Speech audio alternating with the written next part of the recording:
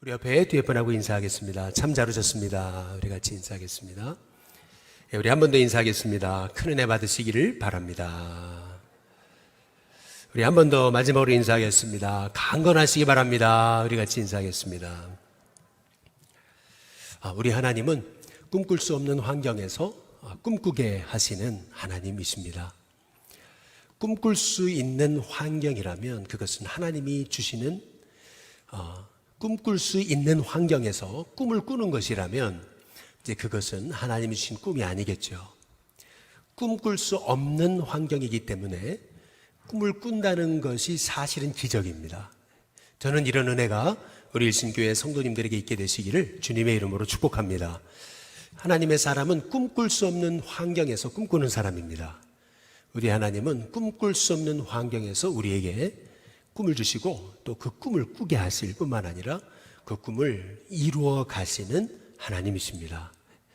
이 에스겔서에서 주시는 하나님의 말씀이 바로 그것이거든요.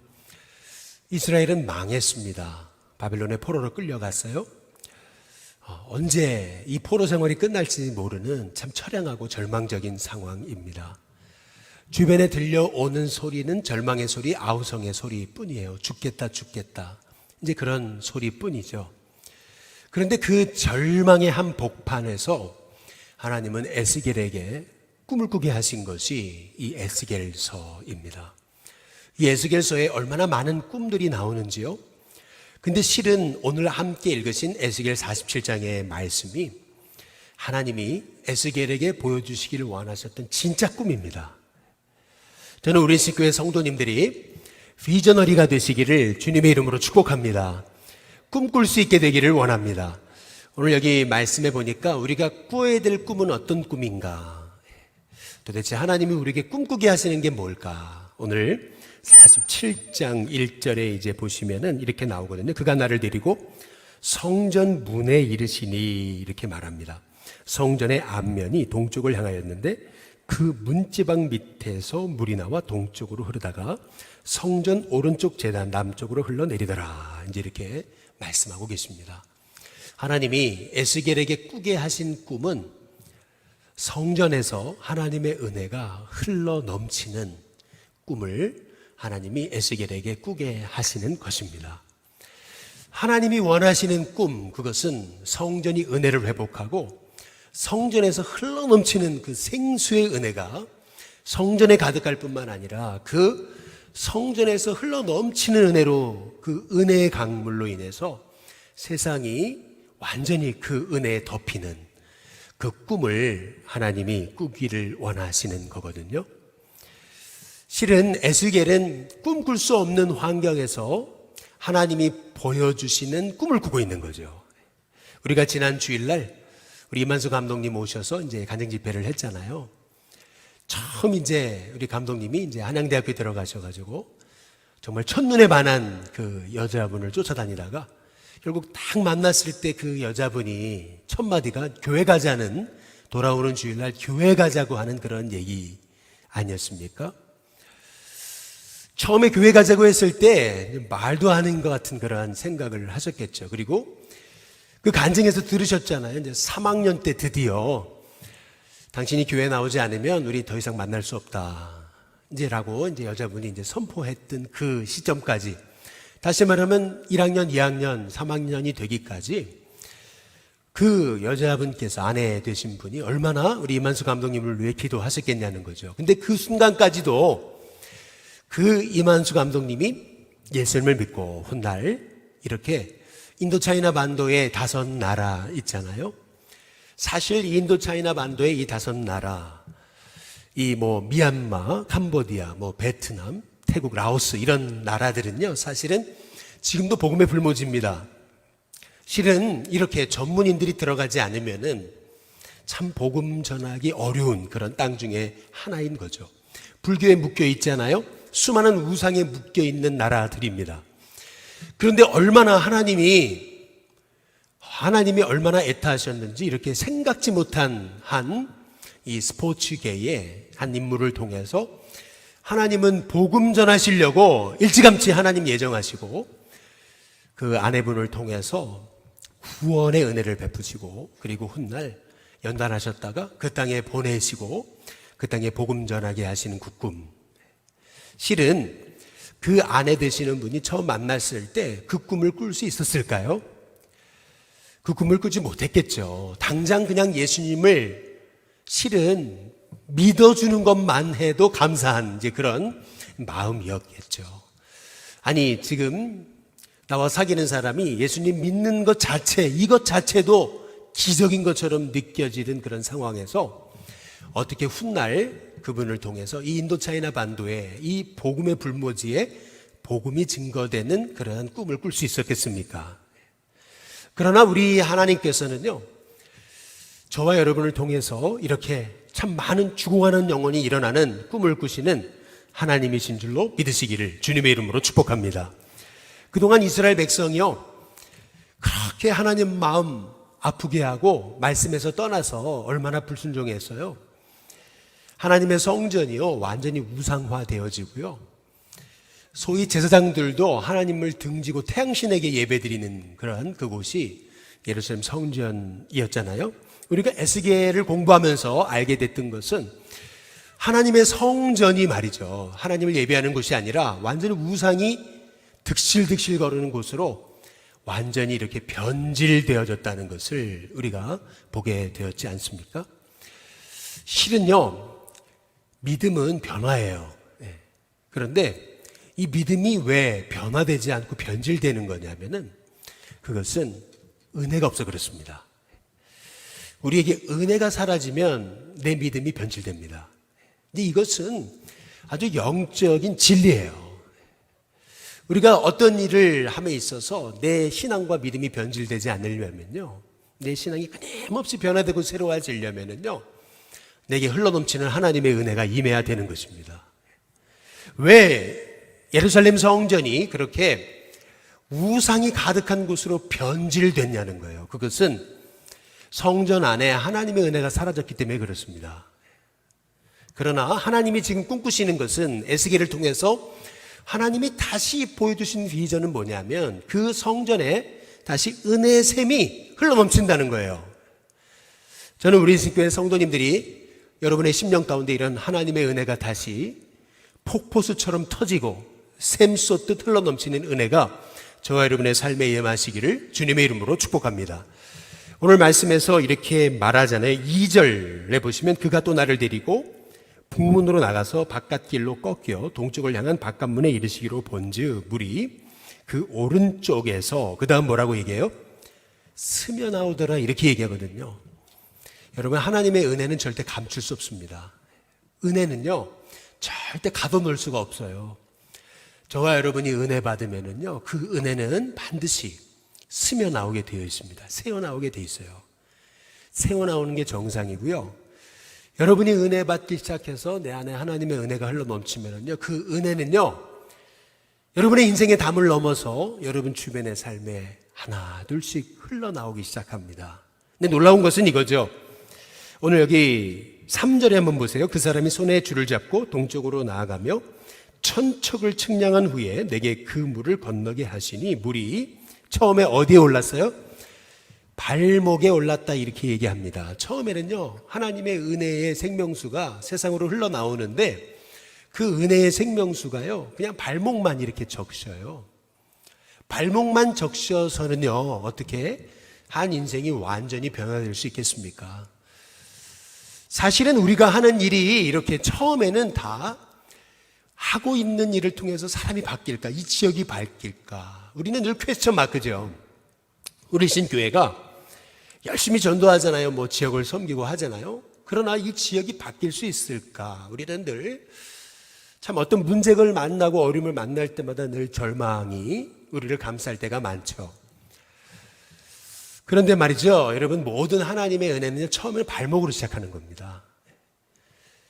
이 발목의 은혜 주신 하나님의 은혜에 감사하기 시작할 때 이 발목의 은혜가 무릎으로 올라가는 거예요. 저는 우리 신교회 성도님들의 삶에 하나님의 은혜가 부어지게 하시되 여러분의 삶에 발목의 은혜가 허리의 은혜가 아예 우리 머리 위로 차고 넘치는 그 은혜로 바뀌어지는 은혜가 있기를 주님의 이름으로 축복합니다. 제가 그 세계로교회 손은모 목사님 그 간증을 지난주에 한번 듣고 너무 좋아가지고 또 다른 간증을 한번 좀 들어봤어요. 근데 참 마음에 감동이 되는 게 하나 있었어요. 그게 뭐냐면은 이제 교회를 전도하기 위해서 그렇게 애를 쓰고 몸부림을 치는데 한 교인이 300명 모이던 시절에 저 부산에 있는 그 시골에 붙어 있는 정말 작은 그런 시골 교회이거든요. 근데 어느 날 신문을 보는데 말이죠.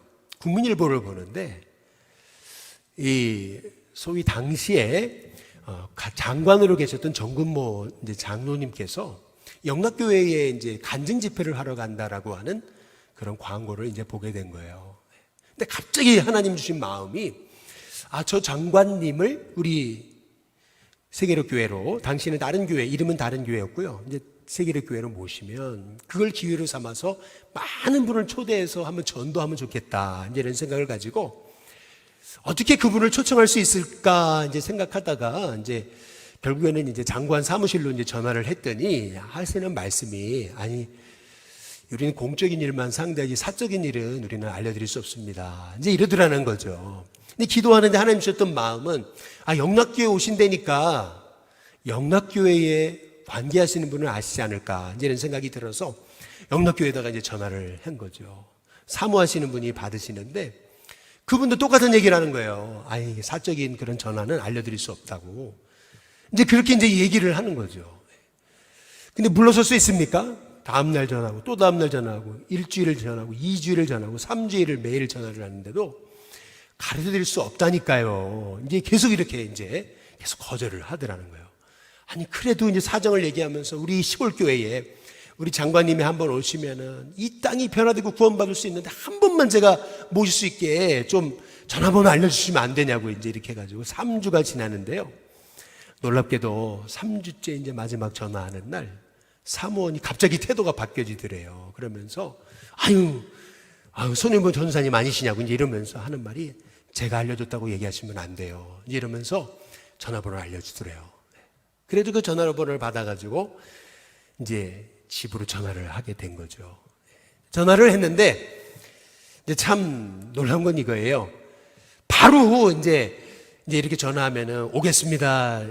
당연히 이제 그럴 거를 예상하고 전화하잖아요. 근데 그게 아니고 사모님 전화를 받으시는데 공적인 자리는 가지만 사적인 자리는 가기 어렵습니다. 이제 장관의 자리가 그렇습니다. 이제 이렇게 얘기를 했더라는 거예요. 근데 딱 이제 자기가 신문을 봤잖아요. 그럼 영락교회는 가시고 왜 여기는 못 오시냐고. 이제 그랬더니 거긴 서울이니까 가까우니까 가고요. 부산까지는 못 갑니다. 이제 이렇게 얘기를 하더라는 거죠. 그래도 장관님한테 한 번만 얘기해 주시면 안 되냐고 이래가지고 내일 다시 전화 드리겠다고 다시 전화를 드렸다는 거죠. 아니나 다를까요? 전화 거니까요. 안 받으시더래요. 음성 녹음으로 들어가는데요. 다음날 전화해도 전화를 안 받으시고 음성 녹음으로, 다음날 전화해도 음성 녹음으로 한 달을 그렇게 하는데요. 한 달 동안 전화를 안 받으시더래요. 나중에 2달째 되는데요. 전화를 매일 아침마다 하는데요. 나중에 화가 나더라는 거죠. 그러면서 그냥 뭐 듣는지 마시는지 듣는지 안 드시는지 모르니까 음성 녹음에다 녹음하는 거니까 그렇게 얘기를 했더라는 거예요.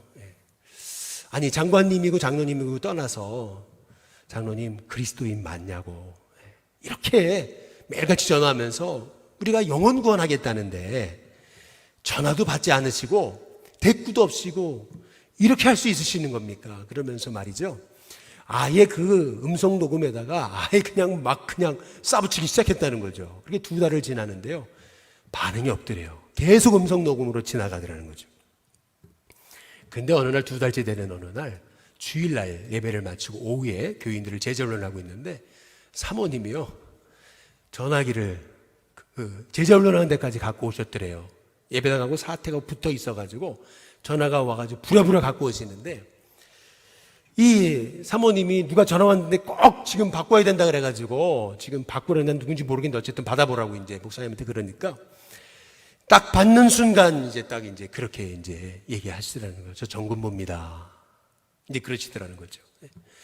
근데 장로님한테 전화 올 건 생각도 못 하고 당시에 이제 세 가족이 워낙 많아가지고 세 가족 중에 한 사람인 줄 알고 얘 지난주에 등록하셨죠? 이제 이렇게 이제 전혀 생각지 못하고 이제 그 장로님이라고 생각하지 못한 거죠.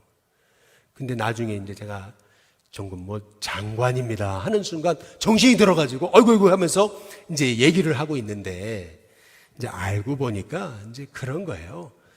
장로님이 하시는 말씀은 그거예요. 우리 목사님, 전사님이 우리 집에다가 전화하신지를 저는 조금 전에 알았습니다. 이제 그렇게 얘기를 하시더라는 거죠. 그동안 이제 사모님이 이제 공적인 일을 하시는 분이니까 알려드리지 못했던 거죠. 그런데 장로님은 이제 그때 그 전에 이제 알았다라는 거예요. 그래서 이제 모셔가지고 이제 집회를 하게 되는 그러한 얘기를 제가 하시는 걸 들으면서 참 많은 이제 도전을 받았어요. 우리는 그냥 한번 해보고 안 되면은 포기하잖아요. 안 될 사람인가 보다. 또, 우리는 이 지역은 시골인데 누가 뭐 그런 유명한 분이 오실란가. 우리는 지레 우리 자신이 포기하고 우리 스스로 낙심해서 안 된다고 결론 내려 버리잖아요. 제가 이제 그 이제 간증을 들으면서 이제 제가 느낀 게 있어요. 정말 우리가 안 된다고 하기 이전에 하나님이 우리에게 새 일을 행하시기까지 얼마나 도전해 봤는가라고 하는 것을 제 자신이 굉장히 이렇게 도전이 되는 이제 그러한 이제 간증이었어요. 오늘 사실은 이 에스겔이 이 만나고 있는 상황이 이제 그런 상황이거든요. 전혀 꿈꿀 수 없는 환경이에요. 나라가 망했습니다. 지금 이방 땅에 바벨론에 포로로 끌려왔어요. 그것도 이 에스겔이 있는 곳은 그 포로민들의 집단지입니다. 주거지, 포로민들만 모아놓은 그러한 곳에 포로 생활을 한 지도 지금 한참 지나가 있을 때예요. 전혀 미래에 대한 소망이 없습니다. 전혀 나라가 회복될 거라고는 상상도 하지 못하던 그러한 때입니다. 바벨론이 얼마나 세계를 호령하고 세계를 다스리고 있는지 이스라엘의 끝이 보이지 않았던 그런 상황이에요. 그런데 말이죠, 하나님 뭐라 그러시냐면요, 성전에서 물이 흘러나오기 시작하는데 그 물이 처음에는 발목을 적시더니요, 나중에는 허리에 올라옵니다. 그리고 발목에서 무릎으로 올라오고 무릎에서 허리로, 그리고 허리에서 머리 위까지, 나중에는 완전히 덮어버리는 그런 강물의 은혜를 하나님이 주시겠다고 하시는데요. 오늘 여기 6절에 보면은 이렇게 말씀하십니다. 그가 내게 이르시되 인자야 내가 이것을 보았느냐, 이제 이렇게 말씀하시거든요. 너 이걸 보고 있느냐, 하나님 물어보세요.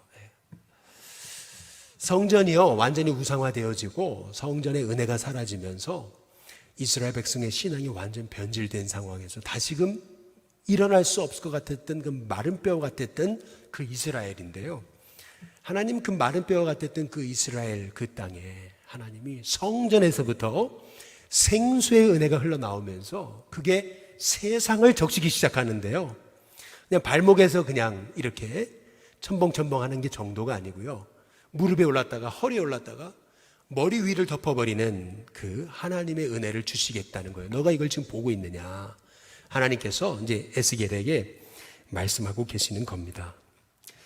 그런데 6절에 다시 한번 보시면은 이렇게 얘기하십니다. 그가 내게 이르시되 인자야 내가 이것을 보았느냐 하시고 나를 인도하여 강가로 돌아가게 하시기로 내가 돌아가니 강 좌우편에 나무가 심히 많더라, 이렇게 말씀하십니다.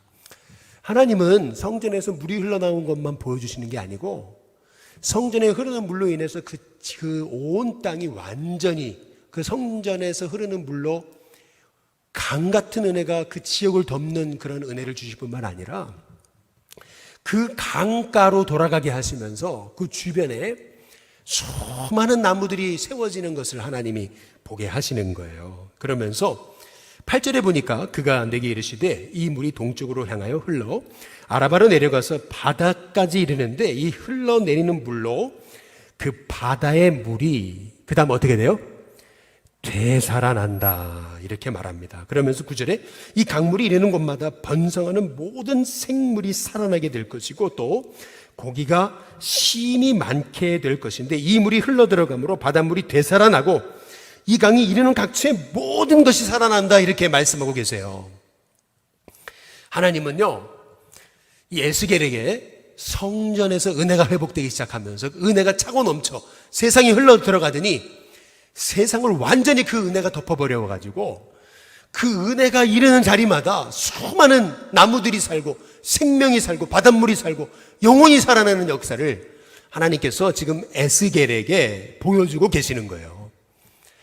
전혀 꿈꿀 수 없는 환경, 완전히 망해버린 것 같은 그 인생의 환경 속에서 하나님은 에스겔에게 성전을 통해서 흘러나오는 그 은혜의 생명수로 인해서 모든 영혼이 살아나는 꿈을 지금 꾸게 하시는 거거든요. 하나님은요, 이렇게 우리에게 아무리 절망의 상황에도 꿈을 주시고 또 그 꿈을 꾸게 하시고 결국 그 꿈을 이루어 가시는 하나님이신 줄로 믿으시기를 주님의 이름으로 축복합니다. 우리 한국 사회가 코로나로 인해서 많이 어렵고 또 한국 교회의 미래가 참 암울하다는 얘기들을 많이 하지만, 그러나 어쩌면 지금 이 시점은요, 우리가 하나님의 은혜에 집중하고 은혜에 집중해서 은혜 받을 때 오히려 우리가 영적으로 새로워지고, 그래서 우리에게 흘러 넘치는 은혜로 세상을 변화시키는 오히려 새로운 출발점이 될 수 있다라고 하는 것을 하나님이 이 말씀을 통해서 보여주시는 것이라고 저는 분명히 믿습니다. 근데 중요한 것은 이거예요. 여기 10절에 보니까 이렇게 생명수가 세상 쪽으로 흘러가는데 수많은 나무들이 살기 시작하고 바닷물이 살아나는데 거기에 아주 중요한 말씀 하나가 있죠. 거기 10절에 보니까 또 이 강가에 누가 선다고요? 어부가 선다고 말씀하세요. 하나님의 관심은요, 결국 사람을 낚는 어부가 일어나는 거예요. 하나님은요, 성전에서 흘러나오는 생명수가 세상을 살리기 시작하는데 그 세상이 살아나는 데 있어서 하나님이 주목하시는, 꿈꾸시는, 하나님이 일어나기를 원하시는 사람은 누구냐면요, 사람을 낚는 어부예요. 저는 우리 신교회 성도님들이요, 은혜 받아 나를 통해서 많은 죽어가는 영혼이 살아나는 그러한 꿈을 꾸는 하나님의 종들이 되시길 주님의 이름으로 축복합니다. 저와 여러분을 불러서 사람 남는 어부가 되게 하시는 하나님, 저와 여러분의 하나님이십니다. 우리 신교회를 통해서 하나님은 새 일을 이루시고 또 우리 신교회 오늘 이렇게 참석한 또 온라인으로 예배드리는 우리 성도님들을 통해서 하나님은 저와 여러분이 하나님이 세우시는 영적 어부로서 영혼을 살리는 귀한 하나님의 종으로 쓰임받게 하시는 은혜가 있게 될 줄로 믿습니다. 근데 오늘 여기 말씀해 보면은 여기 12절에 이렇게 말씀하고 있어요. 강 좌우가에는 각종 먹을 실과하실 나무가 자라서 그 잎이 시들지 아니하며 열매가 끊이지 아니하고, 그 다음 뭐라고 말씀하세요? 달마다 새 열매를 얻는다, 새 열매를 맺는다, 이렇게 말씀하고 있습니다. 달마다 새 열매를 얻는다. 그런데 그 물이 어디에서 나오기 때문에 그런 거예요? 성소에서 나오기 때문에. 근데 그 열매는 먹을 만하고 그 잎사귀는 약재로가 된다, 이제 이렇게 우리에게 말씀하고 이제 계시거든요.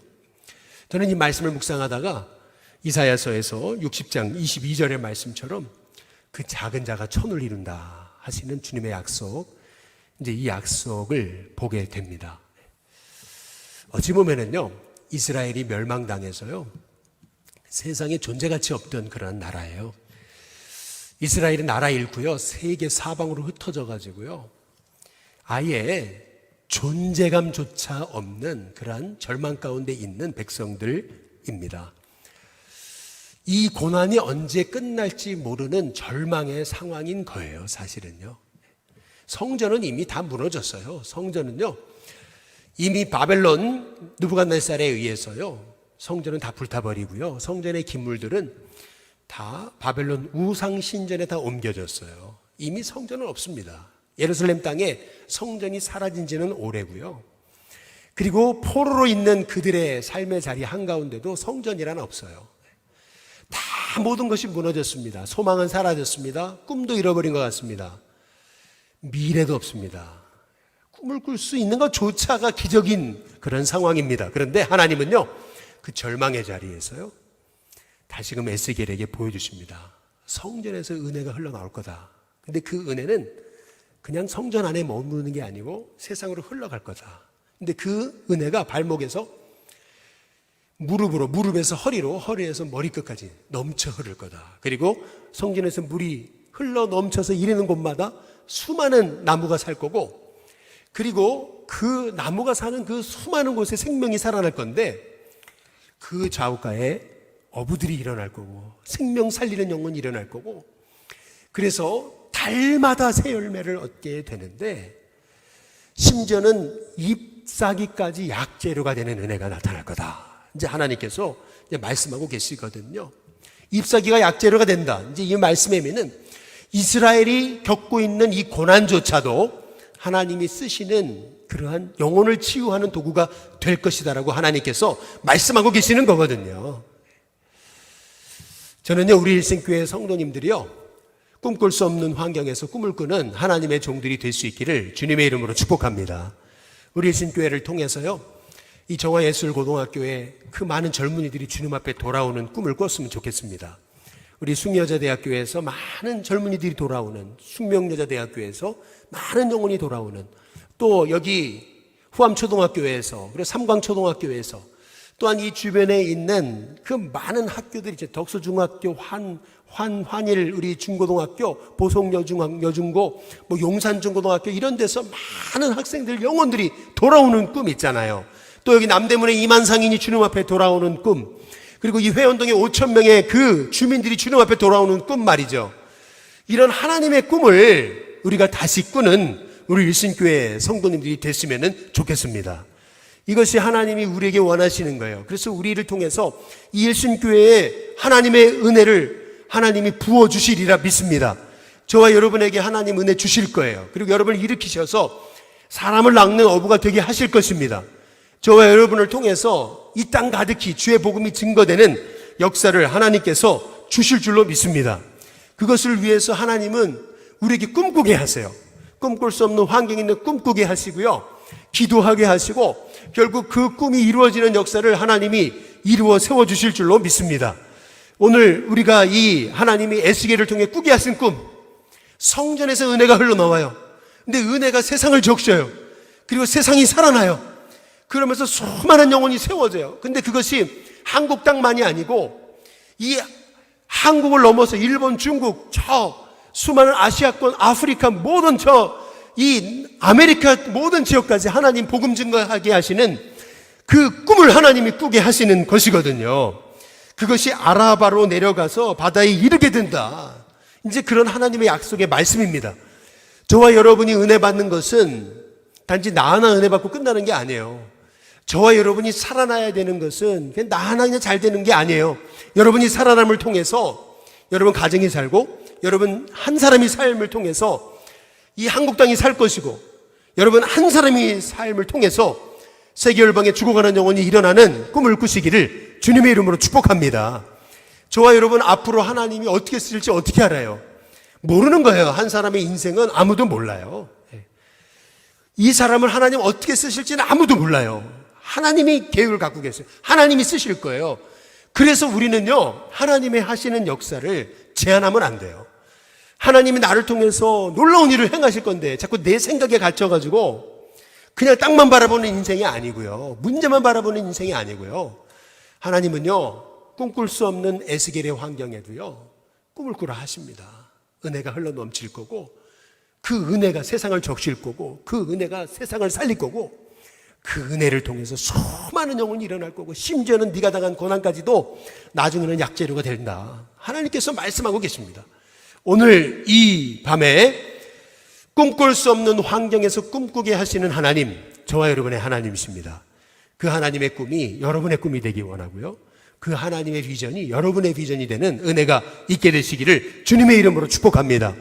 오늘 이 밤에 저와 여러분이 꾸는 꿈이 개꿈이 아니라 하나님이 주신 꿈이라면 그 꿈을 통해서 저와 여러분을 통해 세상 온 열방을 살리시는 은혜를 주시리라 믿습니다.